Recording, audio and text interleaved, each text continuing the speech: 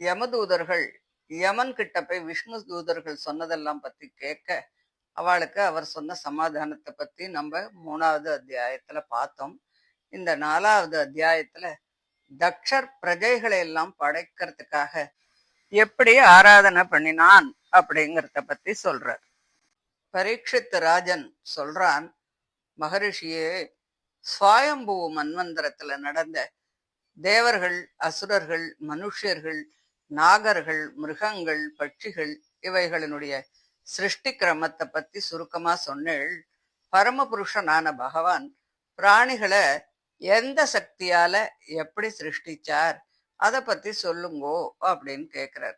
Sugar சொல்றார், பிரச்சேதசர்கள் அப்படின்னு சொல்ற பிராசீன பர்ஹிசனுடைய பிள்ளைகள் 10 பேரும் சமுத்திர மத்தியிலிருந்து கரையேறி பூமி எல்லாம் மரங்களால நிறைஞ்சு இருக்கிறத பார்த்தா, அதனால அவள்லாம் அந்த மரத்தின் மேல கோபம் வந்து தங்களுடைய தவ சக்தியால அந்த மரத்தை எல்லாம் எரிக்கிறதுக்கு நினைச்சு முகத்திலிருந்து வாயுவையும் அக்னியையும் ஏற்படுத்தினா. அந்த வாயுவும் அக்னியும் சேர்ந்து அந்த மரங்களை எல்லாம் எரிக்கின்ற போது சந்திரன் அதை பார்த்துட்டு அவருடைய கோபத்தை அடக்க நினைச்சு, மகா பாக்கியசாலிகளே, மரங்கள் எல்லாம் மன இரக்கத்திற்கு இடமானது, அவைகளை நீங்கள் எரிக்கிறது சரியாகுமா? நீங்கள் உலகத்தை எல்லாம் விருத்தி செய்யணும் அப்படின்னு ஆசைப்படுறவா இல்லையா? பிரஜைகளை பாதுகாப்பதற்காக ஏற்பட்டவர்கள் இல்லையா? சர்வேஸ்வரன் பிரம்மதேவன் முதலிய பிரஜாபதிகள் அனைவருக்கும் பிரபுவானவன் அவன். நீங்கள் எரிக்கின்ற இந்த மரங்கள்ல அந்தராத்மாவாக இருக்கான். ஆனாலும் அவற்றினுடைய விகாரங்கள் எதுவுமே அவன் தீண்டப்படாதவன். அப்படிப்பட்ட பகவான் பித்ருக்களையும் தேவதைகளையும் உத்தேசம் பண்ணி கொடுக்கக்கூடிய அன்னத்தையும் விளைவிக்கின்ற விருட்சங்களையும் ஔஷதிகளையும் தான் முதல்ல படைச்சான். பாதங்களால் சஞ்சரிக்கும் கால்நடைகளுக்கு கால் இல்லாத வைக்கோல் புல் ஆகாரமாக ஏற்பட்டிருக்கு. கையுள்ள 2 கால் பிராணிகளுக்கு கையில்லாத 4 கால் ஜந்துக்கள்லாம் ஆகாரமாறுது. ஸ்தாவரங்கள்ல ஒண்ணுக்கொண்ணு மற்றது ஆகாரமாக ஆறுது இல்ல. அவை ஜனங்களுக்கு மட்டும்தான் ஆகாரமாக படைக்கப்பட்டிருக்கு. அவை எந்தவித அபராதமும் இல்லாதவை. அதனால அதுக்கு துரோகம் செய்யறது சரியா இருக்குமா? நீங்கள் இத்தனை காலமா தபம் பண்ணி பாபம் இல்லாமல் இருக்கீள். நீங்கள் உங்களுடைய தந்தையான பிராசீன பர்ஹிசாலும் தவத்தினால் சந்தோஷம் அடைஞ்ச பகவானாலும் பிரஜைகளை படைக்கும்படியாக நியமிக்கப்பட்டிருக்கிறீர்கள் இல்லையா? அந்த பிரஜைகளுக்கு ஆகாரமான தாவரங்களை நீங்கள் தகிக்கலாமா? பெரியோர்கள் நடக்கும்படியான வழியை பின்பற்றி நடங்கோ. உங்கள் தந்தையும் பாட்டனும் முப்பாட்டன் முதலிய மற்ற பெரியோர்கள் எல்லோரும் இந்த வழியில தான் நடந்தா. கொழுந்து விட்டு எரியக்கூடிய உங்களுடைய கோபத்தை கொஞ்சம் அடக்கிக்குங்கோ. குழந்தைகளுக்கு தாய் தந்தைகள் போலவும், கண்ணுக்கு இமை போலவும், பெண்களுக்கு கணவன் போலவும், பரமாத்ம ரகசியத்தை அறிய விரும்புகின்ற சந்நியாசிகளுக்கு பண்டிதன் போலவும், ஜங்கம ஸ்தாவர ரூபமான பூதங்களுக்கு மன்னவனே பந்துவும் இரட்சகனும் நண்பனும் ஆகும். அதனால நீங்கள் உங்களுக்கு அடுத்த இந்த விருட்சங்களுக்கு துரோகம் பண்ண கூடாது. பகவான் சமஸ்த பூதங்களுடைய ஹிருதயத்திலும் உள்ளே புகுந்து கொண்டு நியமித்து கொண்டு இருக்கிறான். இந்த ஜெகத்தெல்லாம் அவனுக்கு சரீரம் அப்படின்னு நினைக்கணும். இப்படி செஞ்சாதான் அந்த பகவான் உங்கள் விஷயத்துல சந்தோஷம் அடைவார். அதனால பகவானுடைய சரீரங்களான இந்த விருட்சங்களுக்கு நீங்க துரோகம் பண்றது அவ்வளவு சரியா எனக்கு தோணல. மனசுல ஏற்படுற கோபத்தை ஆத்ம விசாரத்தால நீங்க அடக்கினா அவன் சத்வாதி குணங்களை எல்லாம் கடந்து காலக்கிரமத்துல சம்சார பந்தத்திலேருந்து விடுபடுவான். அதனால நிரபராதிகளான விருட்சங்களை நீங்கள் கொளுத்தினதெல்லாம் போரும். மிச்சம் இருக்கிற மரங்களுக்காவது க்ஷேமத்தை உண்டாக்குங்கோ. இந்த விருட்சங்கள் இந்த பெண்ணை பாதுகாத்து வந்தது. இவள் அழகிய லட்சணங்கள் அமைந்தவள். இவளுக்கு மாரிஷை என்ற பெயர். இவளை நீங்கள் மனைவியா ஏத்துக்கணும் அப்படின்னு சொல்றார். சோமராஜன், அதாவது சந்திரன், இப்படி அவளுக்கு நல்ல வார்த்தைகளை சொல்லி கண்டு மகரிஷிக்கும் பிரும்லோச்சா என்ற அப்சர ஸ்திரீக்கும் பிறந்த அந்த கன்னிகையை அவளுக்கு கொடுத்துட்டு அவர் போனார். அந்த பிரச்சேதசர்கள் அனைவரும் அந்த பொண்ண முறைப்படி கல்யாணம் பண்ணிக்கிறா. அந்த மாரிஷை கிட்ட தக்ஷர் பிராச்சேதசர் என்ற பெயரோடு பிறக்கிறார். இவர் சிருஷ்டித்த பிரஜைகளால 3 லோகங்களும் நிறைஞ்சு போச்சு. அவருக்கு புதல்விகளிடத்துல பிரீத்தி ரொம்ப ஜாஸ்தி. அவர் வீரியத்தாலும் சங்கல்பத்தினாலும் பிராணிகளை எப்படி படைச்சார் அப்படிங்கிற விவரத்தை நான் சொல்றேன். பிரச்சேதஸ் அப்படின்னு சொல்ற அந்த பிரஜாபதி தேவர், அசுரர், மனுஷ்யர் போன்ற பிரஜைகளை எல்லாம் முதல்ல மனசுனால படைக்கிறார். அதுல சில ஆகாசத்துல இருக்கக்கூடியவை, சில பூமியில் இருக்கிறவை, சில ஜலத்தில் உள்ளவை. ஆனா அந்த மனசுனால நடத்தின அந்த பிரஜா சிருஷ்டி அவ்வளவாக வளர்ச்சி அடையல. அதனால அவர் விந்திய பர்வதத்துக்கு அருகே போய் மத்தவாளாலெல்லாம் அனுஷ்டிக்க முடியாத ஒரு கடுமையான தபச பண்ணினார். அங்க அகமர்ஷனம் அப்படின்னு ஒரு புண்ணிய தீர்த்தம் இருக்கு. அது பாபங்கள் எல்லாத்தையும் போக்கிடும். புண்ணிய தீர்த்தங்கள் எல்லாத்திலையும் அது ரொம்ப ரொம்ப சிறந்தது. அதுல அவர் 3 வேளையும் ஸ்நானம் பண்ணி தவத்தினால பகவான ஆராதிச்சுன்னு வந்தார். அவர் ஹம்சகுஹ்யம் அப்படின்னு சொல்ற சோஸ்திரத்தால இந்திரியங்களுக்கு புலப்படாத அந்த பகவான சோஸ்திரம் பண்ணினார். அந்த பிரச்சேதசர்களுக்கு பகவான் அந்த சோஸ்திரத்தாலதான் பிரசன்னமானார். அதை பத்தி நான் இப்ப உங்களுக்கு சொல்றேன். பரம புருஷனுக்கு நமஸ்காரம். அவன் சேதன அச்சேதனங்களை காட்டிலும் வித்தியாசமானவன். அவன் சத்திய சங்கல்பன், பிரகிருதியை சரீரமாக உடையவன். ஜீவாத்மாக்கள் தேவன், மனுஷ்யன் என்னும் புத்திகளுக்கு விஷயமாவது போல அவன் அந்த புத்திகளுக்கெல்லாம் விஷயமாக ஆக மாட்டான். தனக்குத்தானே காரணன். அவன் எல்லா சரீரங்களிலும் ஜீவாத்மாக்களுக்கு அந்தர்யாமியாக இருக்கிறான். ஹிதத்தை மட்டுமே செய்யக்கூடியவன் அவன். அந்த ஜீவர்கள் அந்த பரமாத்மாவிற்கு மேன்மை விளைவிப்பதே சொரூபமாக பெற்றவர்கள். அவனுக்கு நண்பர்கள். இருந்தாலும் அவர்கள் தேகத்தையே ஆத்மாவாக பிரமித்துக் கொண்டு ஞான சங்கோசத்தை அடைந்து தனக்குள் இருக்கும் அந்த பரமாத்மாவை அறியாமலே இருக்கின்றார்கள். அத்தகைய சகாவான பரம புருஷனுக்கு நான் நமஸ்காரம் செய்கிறேன். தேகம், பிராணன், மனம், ஞானேந்திரியங்கள், பூமி முதலிய பஞ்சபூதங்கள், கந்தம் முதலிய தன்மாத்திரைகள், கர்மேந்திரியங்கள் ஆகிய இவைகள் தன்னை காட்டிலும் வேறுபட்ட ஜீவாத்மாவை அறியாது. ஆனால் ஜீவன் தேகம் முதலிய அவற்றையெல்லாம் அறிந்து கொள்கிறான். இருந்தாலும் கூட தேகாதிகளையும் தன்னையும் அறிகின்ற அந்த சர்வஞனான பகவானையும் அவன் குணங்களையும் அறிவதே இல்லை. அவனை நான் நமஸ்கரிக்கிறேன். ஜீவன் உறங்கும் போது பரமாத்மாவினால் அணைக்கப்படுகிறான்.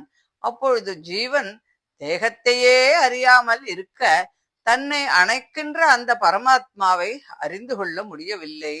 அந்த பரமாத்ம புருஷன் ராகாதி தோஷங்களால் வரக்கூடிய கலக்கமில்லாத உபாசன ரூபமான ஞானத்தினால் அறியக்கூடியவனே தவிர மற்றபடி அவனை அறிந்து கொள்ள முடியாது.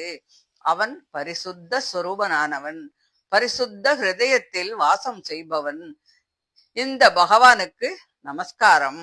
அவன் சங்கல்பத்தினால் ஜீவாத்மாக்களுடைய ஹிருதயத்திலே வீற்றிருக்கிறான். அவனை கண், காது முதலிய வெளி இந்திரியங்களால் அறிந்து கொள்ள முடியாது. அரணிக்கட்டையை மத்தாக கொண்டு அதிலிருந்து எப்படி அக்னியை எடுக்கிறார்களோ அதுபோல பண்டிதர்கள் தர்ச பூர்ணமாசாதிகளால் ஆராதிக்க தகுந்தவனான அந்த பரம புருஷனை யோக பரிசுத்தமான புத்தியினால் பிரகிருதி புருஷர்களை விட அவன் விலட்சணன் என்று அறிந்து கொள்கிறார்கள். அவன் விகாரங்களுக்கெல்லாம் இடமான பிரகிருதி சம்பந்தம் நீங்க பெற்ற மகானந்த ரூபமான மோட்சத்திலே அனுபவிக்க தகுந்தவன். அவனே எல்லா சொற்களுக்கும் பொருளாக இருக்கக்கூடியவன். அவனுக்கு இந்த ஜெகத்தெல்லாம் சரீரம் இருந்தாலும் கூட அவன் தோஷங்கள் எதுவும் தன்மேல் தீண்டப்படாதவன். அவன் ஆச்சரியமான பல சக்திகளை உடையவன். இத்தகையனான அந்த பரம புருஷன் எனக்கு அருள் செய்யட்டும். நாம் சப்தத்தினால் சொல்கின்றதும், புத்தியினால் நினைக்கின்றதும், இந்திரியங்களால் அறிகின்றதும், மனதினால் சங்கல்பிக்கின்றதுமாகிய அவை எல்லாம் பரமபுருஷனுக்கு சரீரம்தானே தவிர அது அவனுடைய சொரூபம் அல்ல. அவை சத்வாதி குணங்களின் பரிணாமங்கள். அவைகள் அவற்றின் சிருஷ்டி சம்ஹாரங்கள். அவனுக்கு அசாதாரணமான லட்சணம். உலகத்தில் அதிகரணம், அபாதானம், கரணம், சம்பிரதானம், கர்மம், கர்த்தா என்னும் இந்த சக்திகளுக்கு இடமான சகல வஸ்துக்களும், சாதாரணமான பலவகை சம்பந்தமுடைய வஸ்துக்களும், பிரயோஜக சக்தி, பிரயோஜ்ய சக்தி ஆகிய இவைகளை உடைய வஸ்துக்களும், காலமும், இவை எல்லாமே பரமபுருஷன்தான். பரமபுருஷன் இந்த ஜெகத்தெல்லாம் உண்டாவதற்கு முன்பு கேவலம் காரண வஸ்துவாகத்தான் இருந்தான். அவனே இந்த பிரபஞ்சமாக விரிவடைந்தான். அதனால் இந்த பிரபஞ்சமெல்லாம் அவனேதான். அவனைத் தவிர வேறு எதுவுமே இல்லை. அவன் ஒருவனே இப்படிப்பட்டவன். இதுபோல் வேறு யாரும் உண்டோ? இல்லையே. அவன் தனக்குத்தானே காரணன். அவனுக்கு மேற்பட்டவன் யாரும் இல்லை. சிருஷ்டிக்கு முன்பு நாம ரூபங்களுக்கு இடமில்லாத சூஷ்ம சேதனா சேதனங்களை சரீரமாக கொண்டிருந்த அந்த பரம புருஷன் நாம ரூபங்களுக்கு இடமான ஸ்தூல சேதனா சேதனங்களை சரீரமாக கொண்ட புருஷனாக விரிகின்றான்.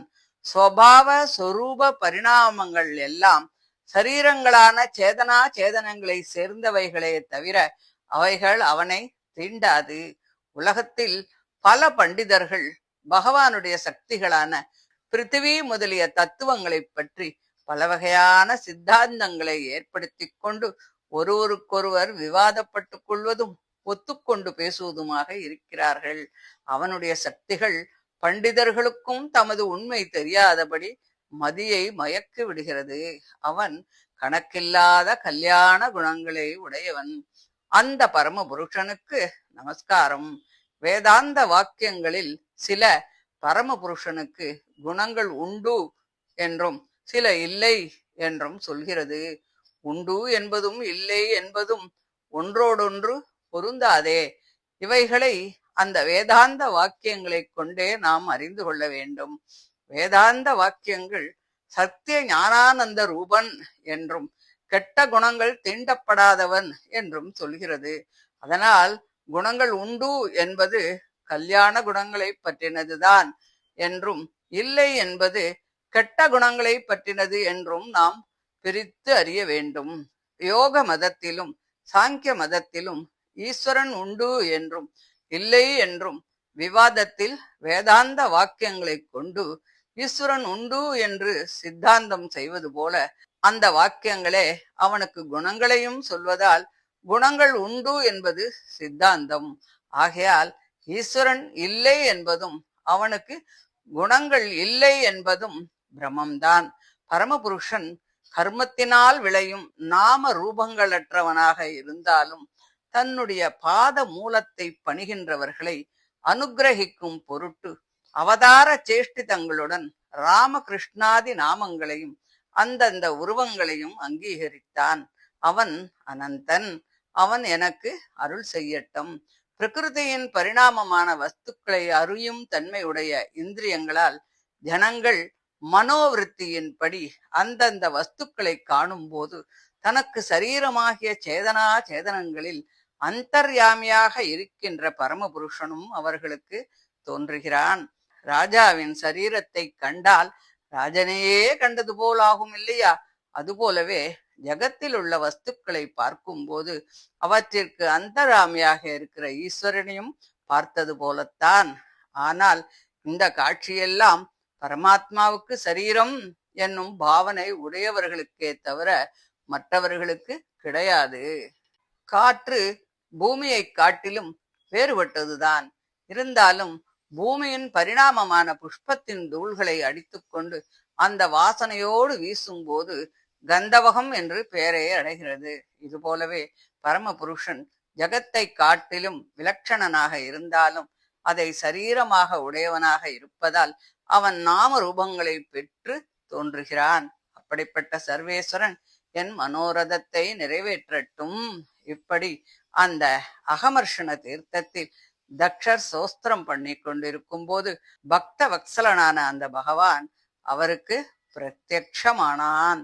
அவன் கருடனுடைய தோளின் மேலே பாதங்களை தொங்கவிட்டு கொண்டு முழங்கால் வரையில் தொங்குகின்ற 8 புஜங்களோடு சங்கு, சக்கரம், கத்தி, கேடயம், பாணம், தனுஷ், பாசம், கதை இவைகளை தரித்து பீதாம்பரம் உடைத்துக்கொண்டு மேகம்போல் கருத்து தெளிந்த அழகிய முகமும் கண்களும் திகழ வனமாலை அணிந்து ஸ்ரீவத்சம், கௌஸ்துபம், பெரிய கிரீடம், கைவளை, மகர குண்டலம், அரைஞான் மாலை, மோதிரம், கால்வளை, சிலம்பு தண்டை, தோள்வளை முதலிய ஆபரணங்கள் பூண்டு 3 லோகங்களையும் மயக்கும்படியான உருவத்தோடு அங்கே தோன்றினான். நாரதர், நந்தர் முதலிய பரிவாரங்கள் அந்த ஆதி புருஷனை சூழ்ந்து வந்தார்கள். தேவர்கள் கூட்டங்கூட்டமாக அவனை துதித்தார்கள். சித்தர், கந்தர்வர், சாரணர் முதலிய உபதேவதைகள் பாடினார்கள். மிகவும் ஆச்சரியமான பகவானுடைய அந்த உருவத்தை கண்டு தட்ச பிரஜாபதி பயம் தெளிந்து மனம் களிப்படைந்து பூமியில் ஒரு தண்டம் போல விழுந்து நமஸ்கரித்தார். நதிகள் வெள்ளத்தால் நிறைந்திருப்பது போல இந்திரியங்கள் எல்லாம் மகத்தான சந்தோஷத்தால் நிறைந்தது. அந்த பிரச்சேதசர் ஒன்றும் சொல்ல முடியாமல் இருந்தார். அவர் பிரஜைகள் வேண்டும் என்று அவனை ஆராதனை செய்தார். அந்த விருப்பத்தை ஆனந்தத்தின் மிகுதியால் சொல்ல முடியாமல் தலைவணங்கி நிற்கின்ற தன் பக்தரை பார்த்து சமஸ்த பிராணிகளின் அபிப்பிராயத்தையும் அறிந்த அந்த ஜனார்தனன் பேச ஆரம்பித்தார். பிரச்சேதசா, மிகுந்த மதியுடையவனே, நீ தவத்தினால் நன்கு சித்தி அடைந்தாய். மிகுந்த சிரத்தையோடு என்னை ஆராதித்து மேலான பக்தி யோகம் அடைந்தாய். பிரஜாபதி, உன்னிடத்தில் நான் சந்தோஷம் அடைந்தேன். இந்த ஜகத்தின் அபிவிருத்திக்காக அல்லவோ நீ தவம் செய்தாய். பிராணிகள் வளர்ந்திருக்க வேண்டும் என்பதுதான் என் விருப்பமும். பிரம்மதேவன், ருத்ரன், பிரஜாபதிகளாகிய நீங்கள், சுவாயம்புவர் முதலிய மனுக்கள், இந்திரன் முதலிய தேவதைகள் ஆகிய இவர்கள் அனைவரும் என்னுடைய அம்சங்கள்தான். பிராணிகளின் சம்ருத்திக்காக ஏற்பட்டவர்கள். பிராமண சிரேஷ்டனே, தவம் என்னுடைய ஹிருதயம், வித்யை என் சரீரம், கிரியைகள் என் ஆகாரம், சோமமுள்ள யாகங்களும் சோமம் இல்லாத யாகங்களும் என்னுடைய அங்கங்கள், தானாதி தர்மங்கள் என்னுடைய மனம், தேவதைகள் என் பிராணன். சிருஷ்டிக்கு முன்பு நான் ஒருவன்தான் இருந்தேன். இந்த சேதனா சேதனங்கள் எல்லாம் அப்போது இல்லை. ஜீவாத்மாக்கள் நாம ரூபங்கள் என்று என்னிடத்தில் மறைந்திருந்தது. பிரகிருதியும் சூஷ்ம தசையை அடைந்து உறங்கினார் போல என்னிடத்தில் முழுவதும் மறைந்திருந்தது. நான் அனந்த கல்யாண குணாகரன். சத்வாதி குணமயமான பிரகிருதியில் இருந்து பிரம்மாண்ட ரூபமான என் தேகம் உண்டானது. அதுவும் சத்வாதி குணங்களின் பரிணாமம்தான். அப்பொழுது அந்த அண்டத்தில் இருந்து சமஷ்டி புருஷனாகிய பிரம்மதேவன் உண்டானான்.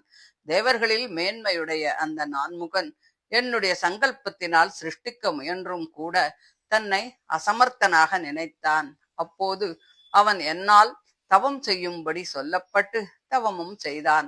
தவம் செய்த அந்த பிரம்மதேவன் சிருஷ்டிக்க வல்லவனாகி தபோபலத்தினால் பிரஜாபதிகளான உங்களை சிருஷ்டித்தான். ஆகையால் தவமே ஜகத்தின் அபிவிருத்திக்கு உரிய ஒரு உபாயம். தக்ஷனே, பஞ்சஜனன் என்னும் பிரஜாபதிக்கு அசிக்னி என்று ஒரு புதல்வி இருக்கிறாள். அவளை நீ மனைவியாக ஏற்றுக்கொள். ஆணும் பெண்ணும் கலந்து சம்போகிக்கின்ற தர்மத்தை ஏற்றுக்கொண்டு அதற்கு உரியவளாகிய அந்த அசிக்கினி இடத்தில் பிரஜா சிருஷ்டியை மேலும் மேலும் வளர்த்து கொண்டு வருவாயாக. உனக்கு பின்னிட்ட பிரஜைகள் எல்லாம் என் சங்கல்பத்தினால் ஆணும் பெண்ணுமாக கலந்து சந்ததியை விருத்தி செய்ய போகிறார்கள் மற்றும் யஜ்ஞாதி கர்மங்களால் என்னை ஆராதிக்கப் போகிறார்கள் என்று சொல்லி ஜெகத் சிருஷ்டிகர்த்தாவான அந்த சர்வேஸ்வரன் பிரச்சேதசர் பார்த்து கொண்டிருக்கும் பொழுதே சொப்பனத்தில் கண்ட பொருள் போல மறைந்து போனான் என்று சொல்லி இந்த 4வது அத்தியாயத்தை முடிக்கிறார். இதை தொடர்ந்து 5வது அத்தியாயத்துல தக்ஷர் தன் பிள்ளைகளை நாரதர் கெடுத்தார் அப்படின்னு சொல்லி அவருக்கு சாபம் கொடுக்கிறார். அதை அடுத்த ஆடியோவில் பார்க்கலாம். தேங்க்யூ.